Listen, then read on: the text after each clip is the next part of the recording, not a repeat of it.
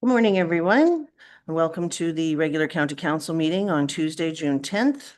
I see we have two councillors who are zooming in for the meeting. Councillor Kapitaniuk and Councillor Cromwell will be on the screen. And it is 9:30. I would like to start with the land acknowledgements as we call this meeting to order. We acknowledge Athabasca County is located on First Nations Treaty 6 and Treaty 8 traditional territory. We respect and honor all First Nations, Métis, and Inuit peoples' connection to these lands, their history, language, and culture. The first item up is the agenda. Are there any additions or deletions? And Kate, and as per our procedural bylaw, we will go around the room for councillors to determine the items they wish to debate.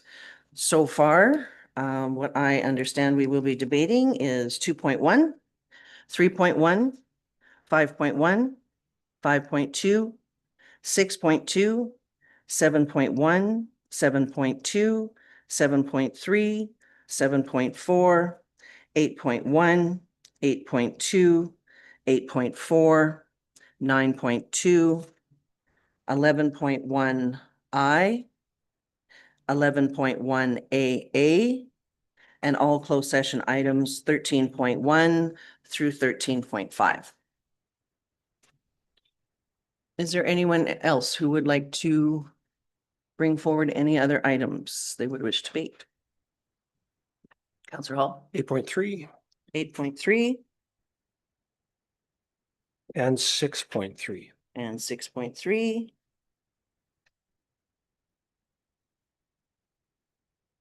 Okay. Is there anyone else? Did you have 9.1A? 9.1A, nope. We will add 9.1A. You're welcome.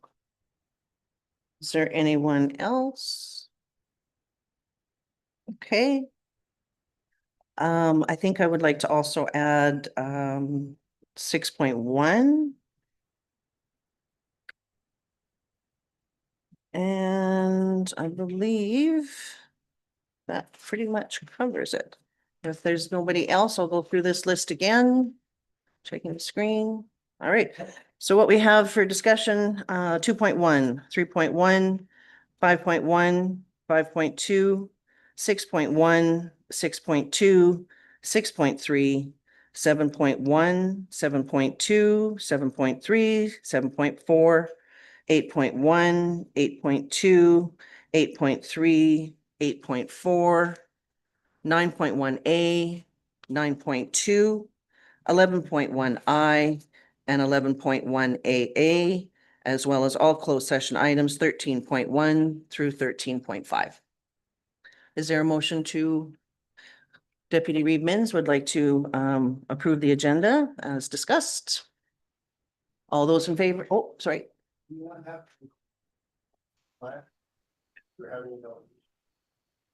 delegations 5.1 and 5.2? Yeah, but there may be some pertinent that needs to be discussed.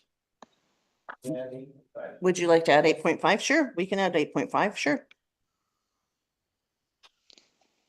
Absolutely. All righty, go ahead, Councillor Anderson. Thank you.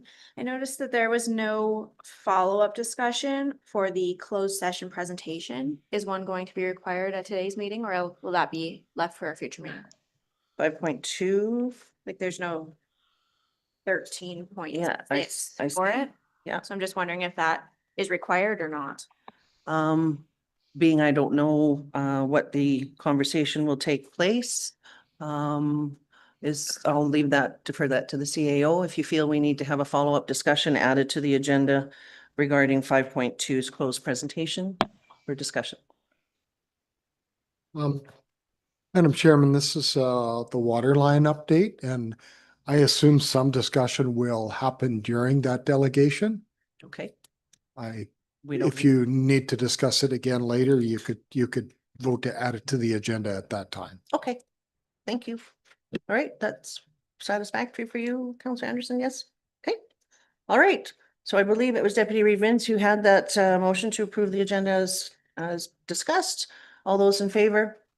Aye. Aye. And opposed? You're in favor. Okay, thank you. 9-0. All righty, the first item we have up is to discuss and go through is our public hearing 3.1. So we'll go right into that. Good morning, everyone, and thank you for attending the public hearing for bylaw 013-2025. I'm Tracy Holland, Reeve for Athabasca County, and I will be the chair of the hearing. This hearing is being held to discuss the redistricting of Block D Plan 403 ET within Southwest 1565-22 west of the 4th in the hamlet of Collinton from Light Industrial M1 District to Hamlet Residential AR District. On behalf of council, I would like to welcome you here today. Before we begin, I would like to take a moment for introductions. So beginning with council on my right. Morning, Rob Mins, Division 8, Baptiste Lake Island Lake area. Good morning, Joe Gerlach, Division 1, Rochester Perryville area. Morning, Camille Wallach, Division 9, North of the River. Kelly Chamzik, Division 7, Atmore, Grassland, Prospect areas. Brian Hall, I live in Division 4. Good morning, Ashton Anderson. I reside in Division 3, which is the Boyle Caslin area. And those councillors on Zoom, if you'd like to go ahead, please. Councillor Kapitaniak Good morning, Natasha Kapitaniak for Division 2. and Councillor Cromwell. Good morning, Gary Cromwell, Division 6, the far north of the county up to and including the Wandering River area. Thank you. The secretary of the public hearing is Bob Beck, who is the CAO for Athabasca County. Also joining us from administration is recording secretary Leah Blair, communications manager Jordan Schenkelberg, and land management specialist Diane Cloutier. Any persons who have joined the meeting in person or via Zoom and wish to be heard should please give your full name now.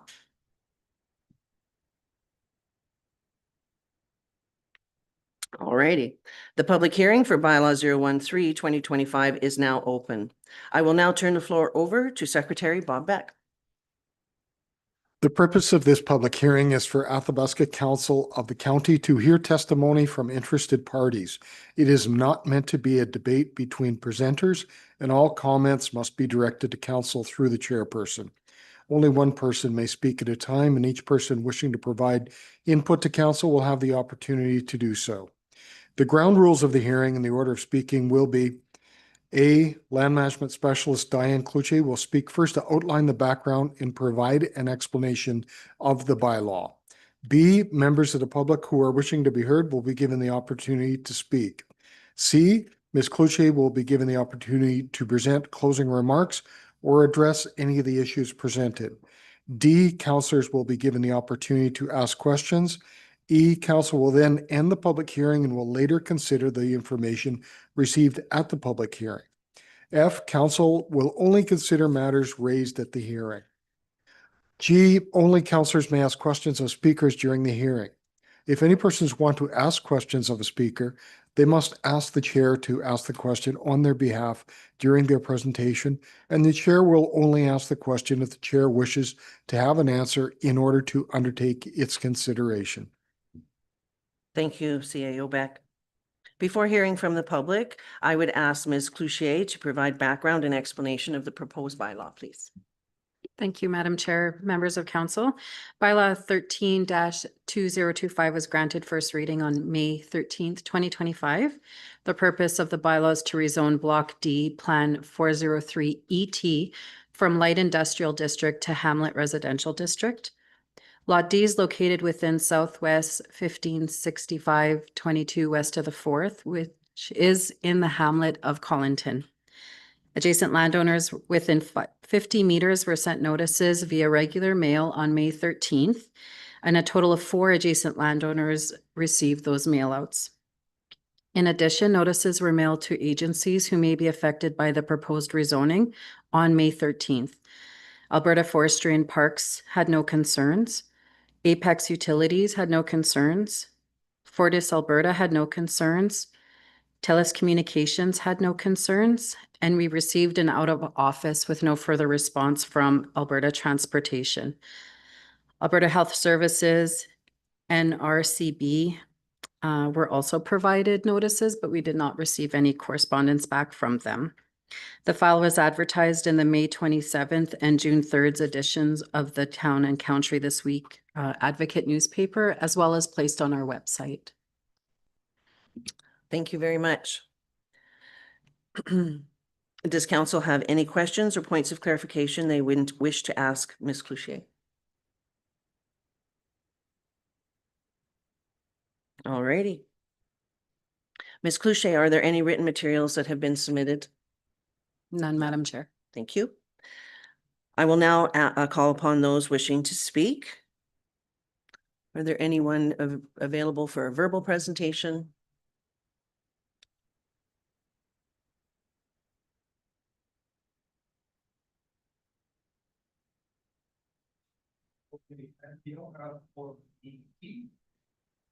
If you would like to come forward, please.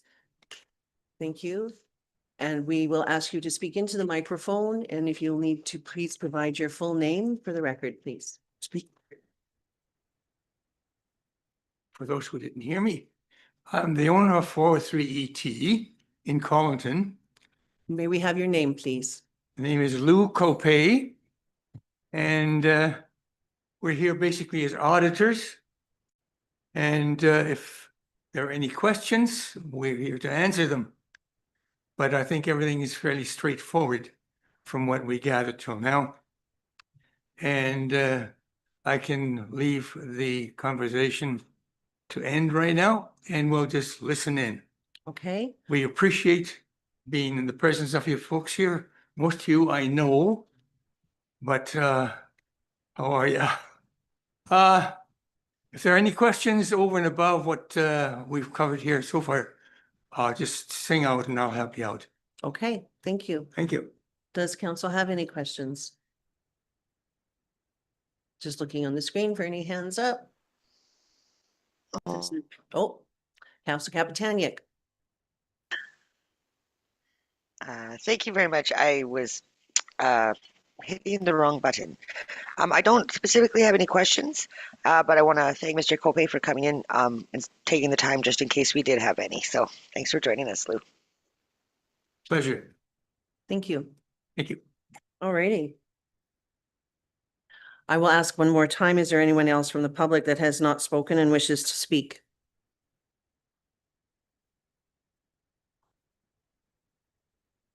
Does the applicant wish to make any closing comments?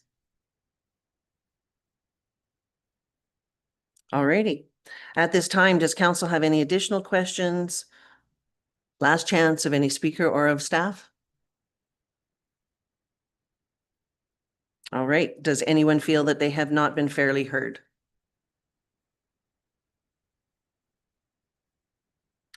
There being no further testimony, I will close the public hearing. I further advise council cannot receive any further information on this matter. Thank you for attending the public hearing. I declare the public hearing closed at 9:43 a.m. Thank you for taking the time to join us this morning, and we will now resume our regular county council meeting.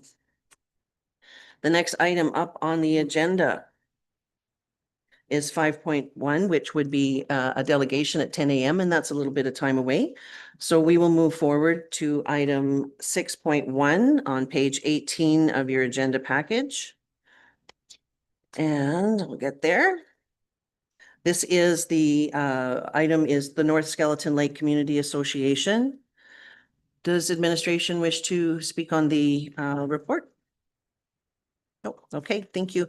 The recommendation here is that council direct administration to provide approval to the North Skeleton Lake Community Association to install a solar light with installation and maintenance costs to be paid for by the North Skeleton Lake Community Association.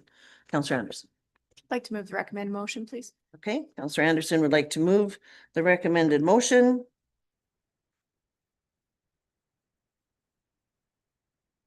Is there any discussion?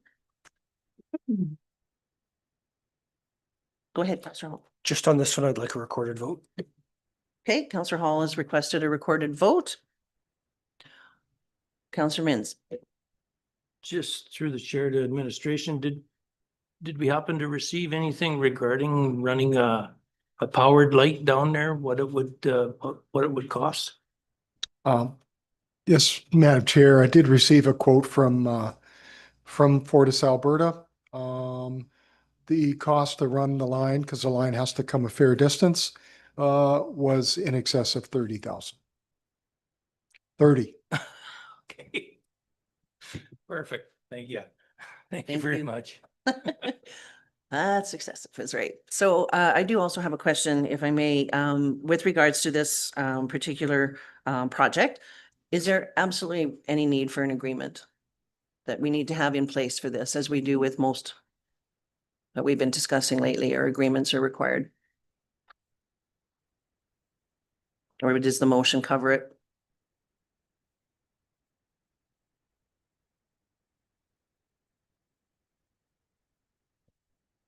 Madam Chair, I'll answer this with a question. Agreement for what? For the lights. So we have a community group who's coming in and installing a light on municipal property. So it does mention in the motion that they are responsible for the installation and maintenance, and to be paid by the group. Is an agreement required, or is the motion good enough for that? And if I guess more than anything, if the group dissolves, do we take ownership of the light?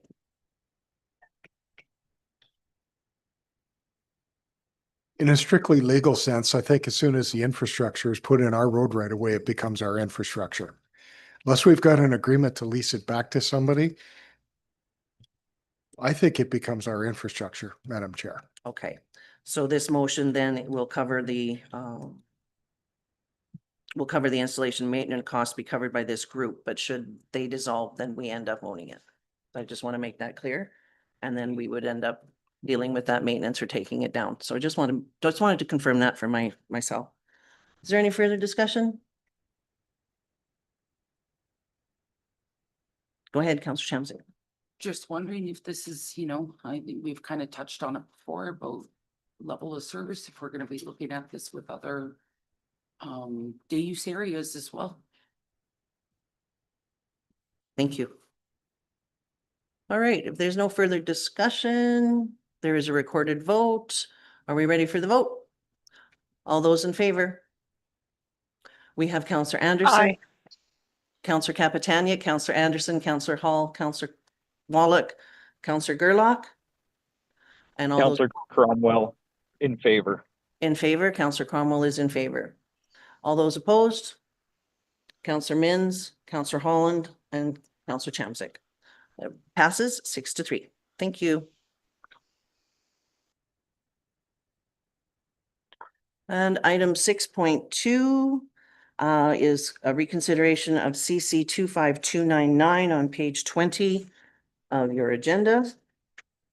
So before we can discuss, according to our procedural bylaw, no discussion can take place until the motion for reconsideration has passed with 2/3 vote. So if we can put the motion on the floor to reconsider this item, which I believe is CC 25299.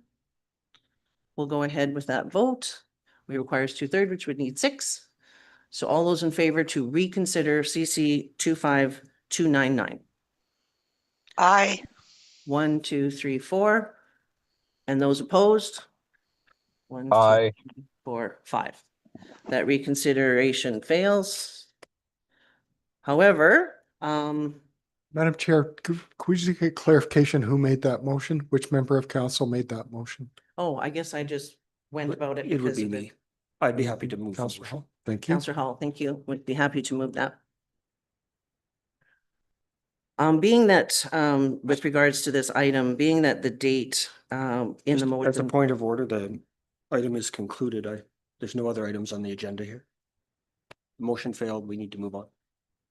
thank you. I believe, and I will double check through, procedural with CAO, that being that the reconsideration did not go forward, that we can always, do an amending motion for the date, being the date has passed in the motion. And that would mean that we would change from May 31st to a new date. So just wondering, when I look through different procedures and whatnot, I determined that we could make an amendment motion, but I would defer that to CAO. I don't know, Madam Chair, I'd have to take that away and review it. I don't have that answer for you right now. Okay. Well, in this situation, I guess we can put a notice of motion on the floor and discuss this at our next meeting. There will be an amending motion for the date from May 31st to a new date, and we'll discuss that on June 26th at the notice of motion. As a point of order, I think to open the motion up again, you still need a reconsideration. For an amending motion, I don't believe so, but we can, we'll discuss that on the 26th. So just for clarity then, would that mean we could make an amending motion to delete certain words from the motion then too? Like, I don't understand how we're moving the procedural bylaw to suit. Either we're going to open it up for discussion or we're not. We just chose not to. Thank you.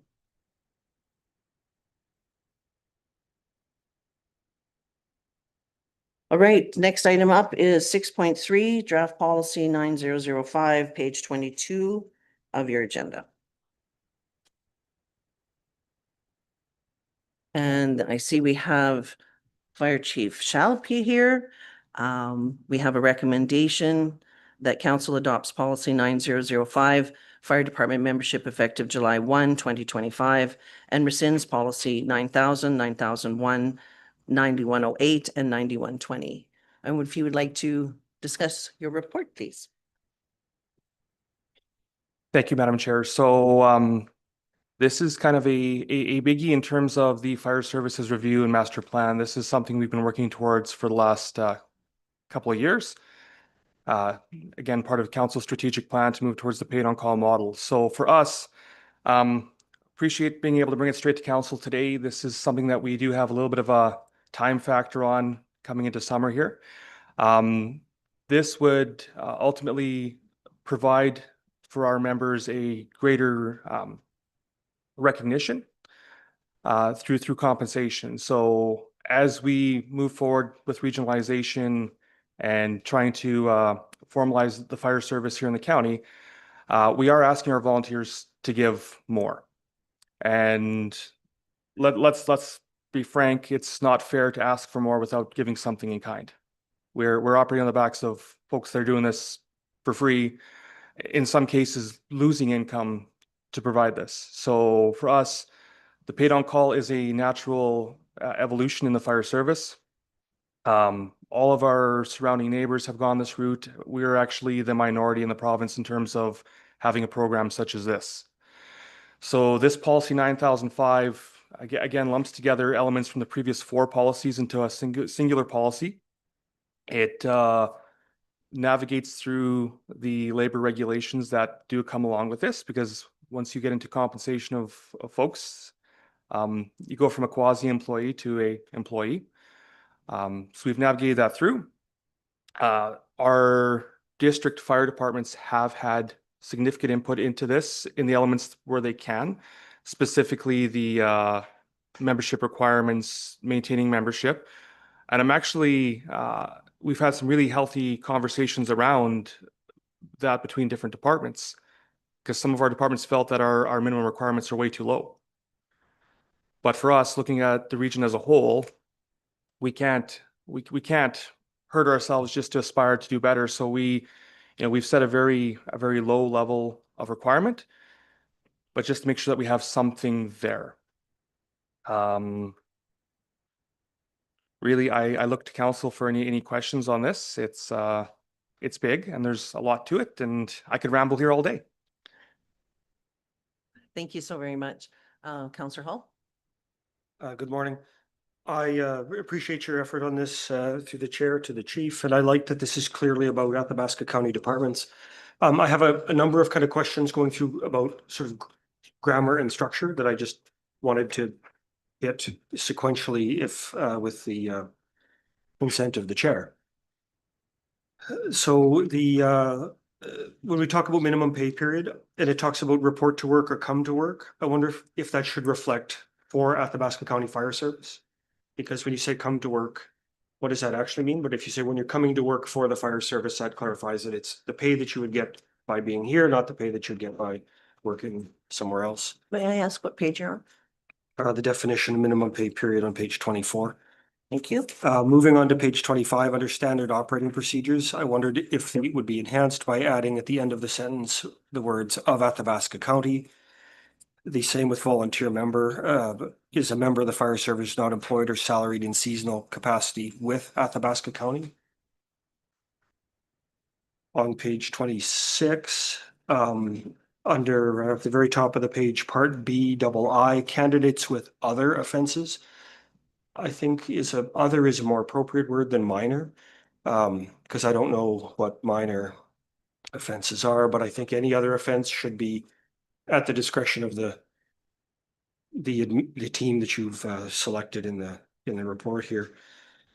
As it relates to 5.1.5 at the bottom of that page, procedurally, is there a process where, to make this easier to volunteers, that could just be done by the county on their behalf? Like, can they sign an authorization and you can just administratively do it?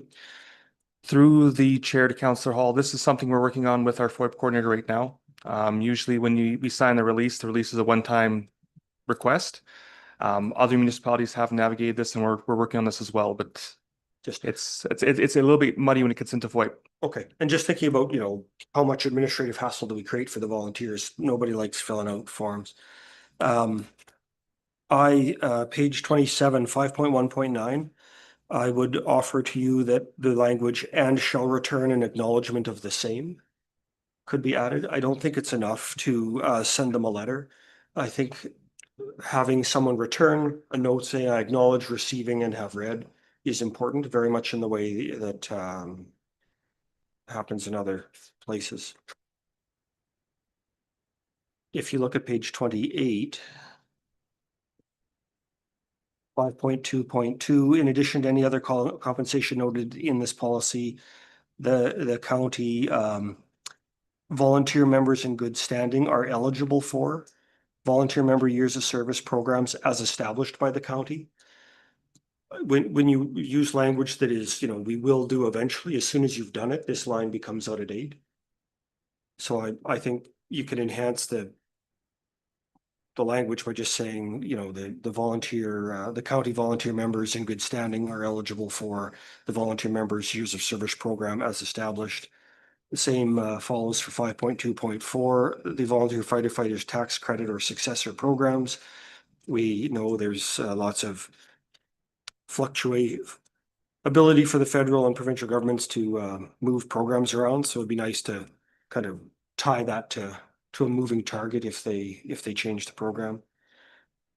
And this is maybe just the way I read things and write, but on page 29, 5.3.5, part A, where it talks about the county's usual payroll practices. I don't think the word usual is useful. It's a wiggle word. Do we have unusual payroll practices? I don't think, we might, but I haven't experienced them, and so I don't think you need that.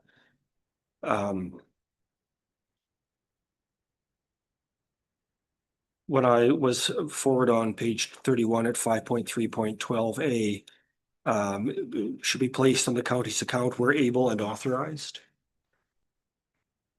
So I think at some level you want to authorize that. Under page 32, under that same heading, part C, the language I think is awkward, or at least the way I read it was when I went over it a couple times. The second sentence, that are not pre-approved or are expenses that the county deems otherwise deems necessary for the member. So this is talking about the county retaining the right to refuse or reimburse expenses that are necessary. I wondered if that should have been unnecessary. And then if you look at 5.4.1, attendance at least would be better, or preferably the language not less than one, I think is more clear, because you don't double up words, which are tongue twisters. You need a colon on 5.4.3A. 5.4.4 members on a leave of absence, I think none of these are crazy. And then 5.5.1, it's again, policy 4655 or successor policies. I would add the words or successor policies. And that's it. But for me, none of those actually change the spirit of what you're doing. I'd be happy to move the policy with little corrections if you thought they were warranted. And would be happy also to take the advice of the chief or the CAO on any of those. Did you get all of those? I sure didn't. It was very fast. I was trying to write as many of them as I could down, but I did not. Madam Chair, I caught most of them. I think I missed the very last one, but I will review the recording after and go through. And as you mentioned, this isn't changing the meaning of anything. It's just correcting what you feel should be more clear. Yes. Okay, there's quite a few changes. I don't know if everybody else is comfortable with all of the changes and understanding exactly how they impact. Where's council at with that?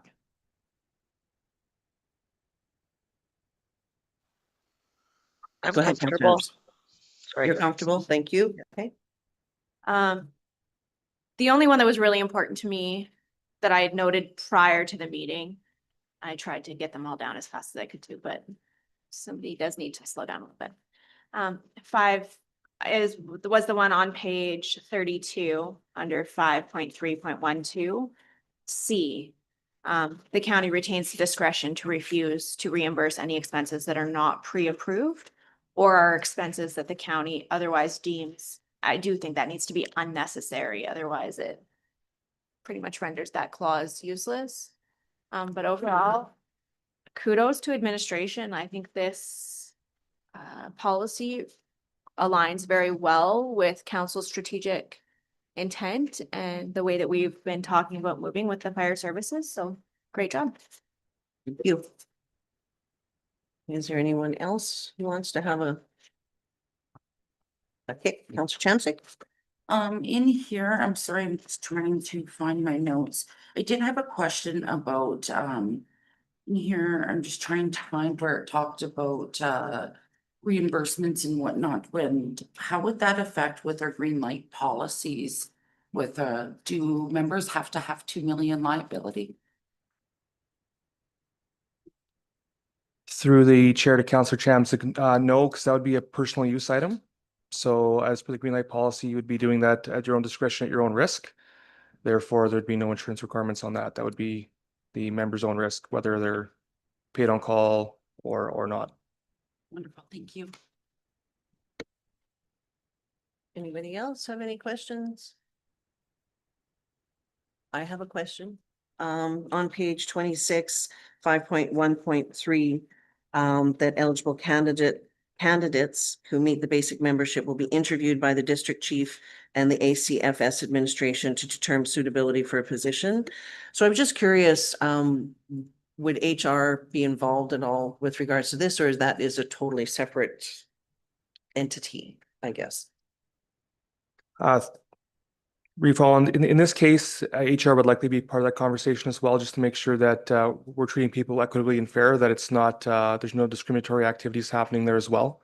I don't feel that would be an issue, but HR being present does provide that level of protection for the candidate coming in as well, that there's no pre-existing issues that could potentially sway that interview. Okay, so is that something that would be needed to be mentioned in this paragraph, that human resources would also be included? No. Okay, so that's just a given. Okay, think that fantastic. I do have a couple more questions. It's just with regards to the span of the, this is on still page 26, 5.14 and 5.15, the 3 years.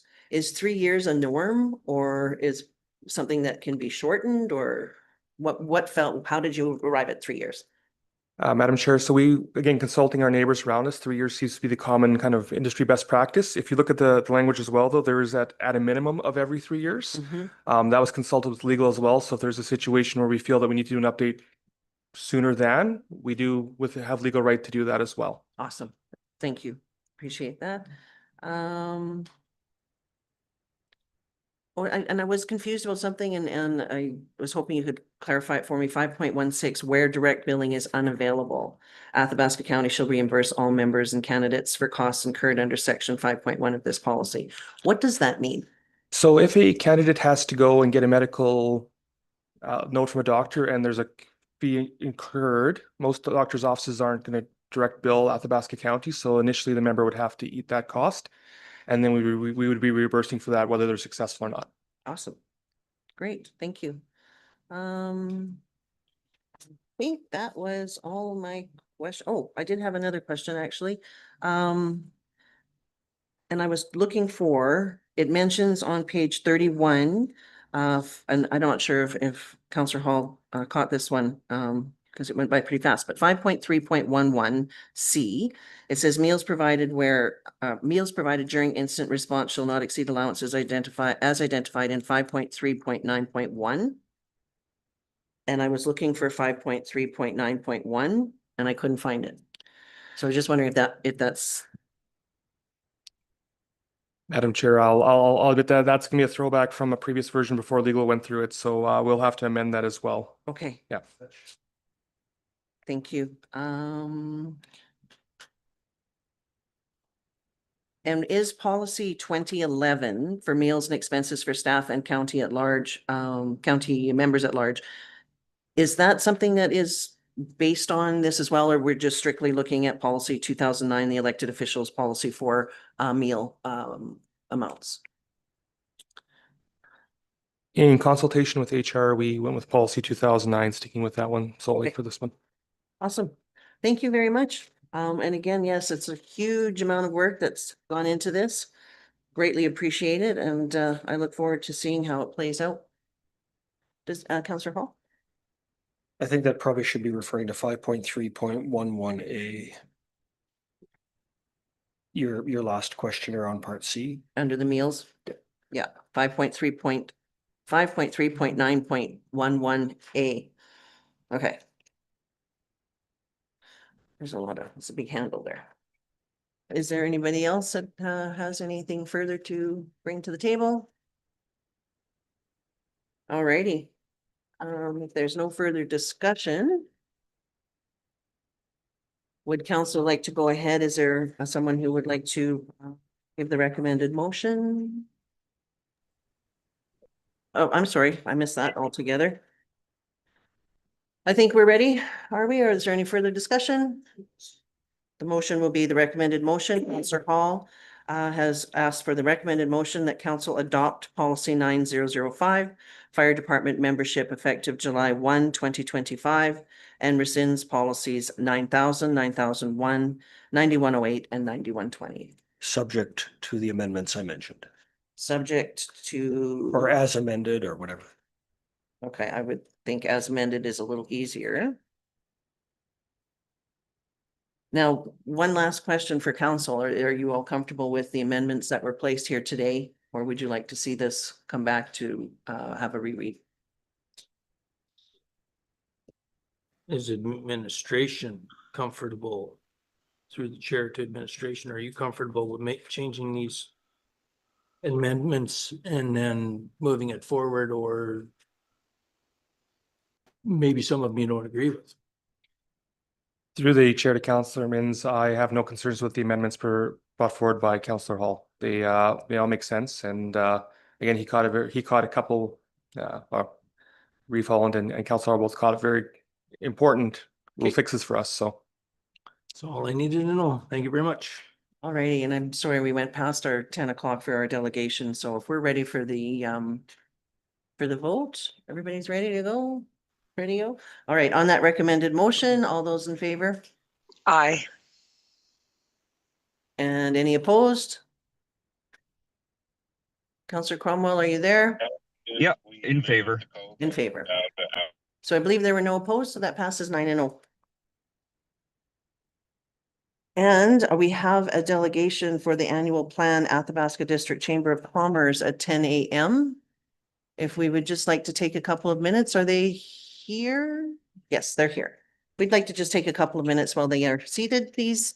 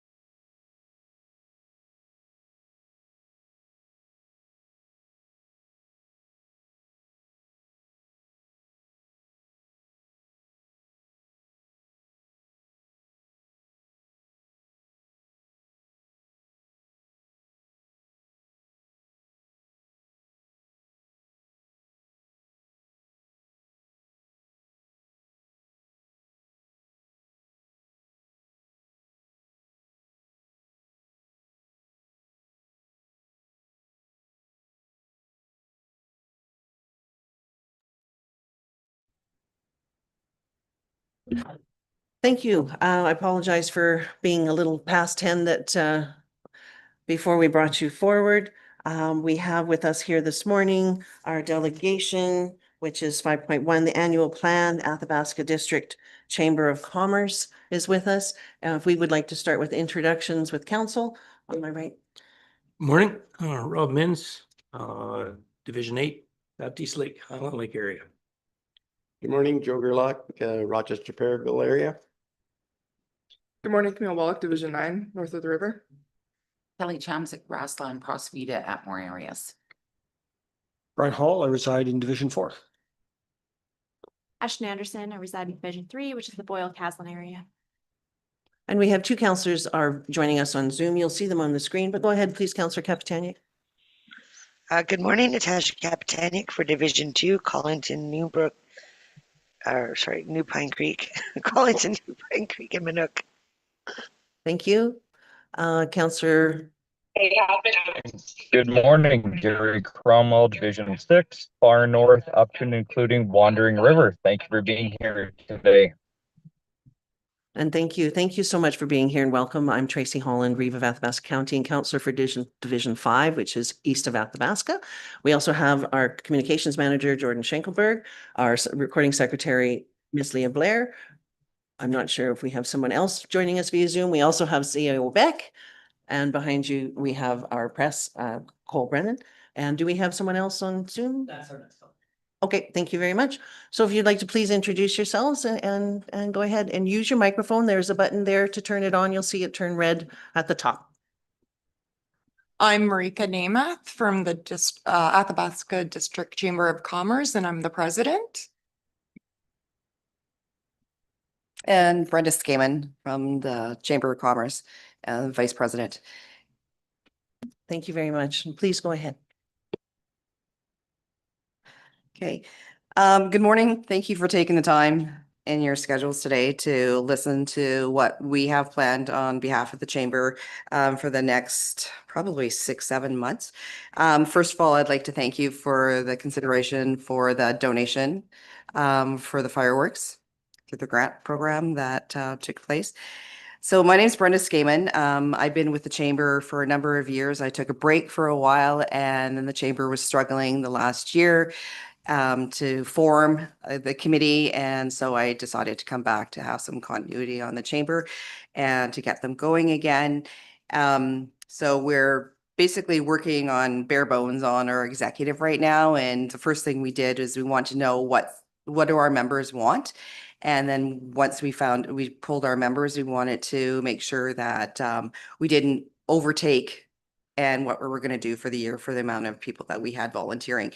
So we, as a committee, decided to set some priorities, and we really wanted to network with the town and the county and the Ag Society specifically to get our information out of what our plans are for the next year and see if we could collaborate somehow with those organizations. And so we're not duplicating the same things, and maybe we're advertising for you and you're sort of sharing our information and what we're doing too. So I'm just going to give you a quick outline of what we're doing for the next year. So this Wednesday, we have a general meeting and we're the University Governing Chamber Councils at 7 p.m. and we're having a guest speaker there, and we're focusing on at that presentation for a guest speaker, we're focusing on the coverage for businesses in emergency and evacuation situations. We're ongoing working with the Alberta Red Cross on the program that they have going right now, and I'll talk to the county rep regarding that. And it's about emergency preparedness that the Red Cross is really pushing out. And they have different surveys and different things that you can do, evaluations, that to see if your business is ready. And it was basically after the last set of fires that they were looking at doing this type of thing. Canada Day, we have the parade starting at 10:30 on July the 1st downtown. And then the evening fireworks, we're working in partnership with the River Rats. And thanks to our sponsors, the town of Athabasca and the county, for sponsoring that event. July 11th to 13th, the Wild Rose Carnival is coming into town. And this is one of our actually fundraisers that we do with the Chamber. and to bring some entertainment to Athabasca.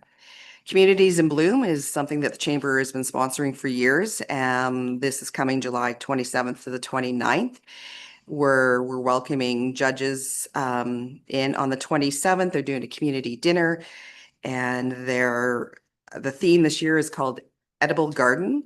And the Chamber is basically working along with the committee that we have formed to advocate for Athabasca and the beautiful communities that we have. And then on the 28th, they tour around with the judges in the region and the town, and they evaluate our whole community. We're all for the municipal elections. This may be of interest to some of you. Previously, what the Chamber did was we did an all candidates forum. And we're looking at doing that this year is October the 1st and 2nd at the governing council again at the university for both the town and county candidates that will be running. We're going to do the platform for 2 different sessions. One will be for the town council members that are running, and one is going to be for the county. So this year, because of the election, our annual Mayor Reeve meet and greet type of breakfast, we're going to do that in November because we're going to have elections in October, right? So we'll have the new mayor and new Reeve. And so that is our plans for the year. So far, that takes us up to November. Thank you very much. Appreciate that. wanna Would you add like to go ahead? Anything to add? Okay. We appreciate all the information. We're so happy to see you're functioning and up and running and doing all these great things for the community. That's awesome. I noticed you mentioned the Red Cross and you're doing some work with them. And just for some awareness, they're also the Red Cross is doing an N95 mask distribution with different organizations and whatnot. It's on their website. And those N95 masks are free. And so you're able to request and if they have some still available, they're able to help you out with that. So if that's something you're interested in there, just thought it was a really neat program. Is there anyone who would like to have any comments, questions for our presenters? Go ahead, Councillor Hall. Thank you for coming in. I'm just wondering if you can share your thoughts on how the Chamber can be an advocate for regional business interests with all levels of government.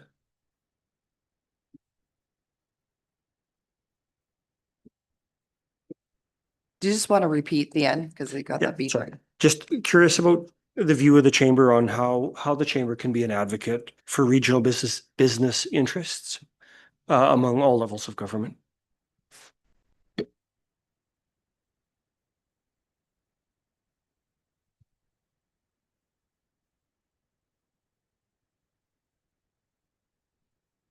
What we really wanted to do was starting to, and then this may address your issue, or this may be something that we may have to bring back and have more discussion with it.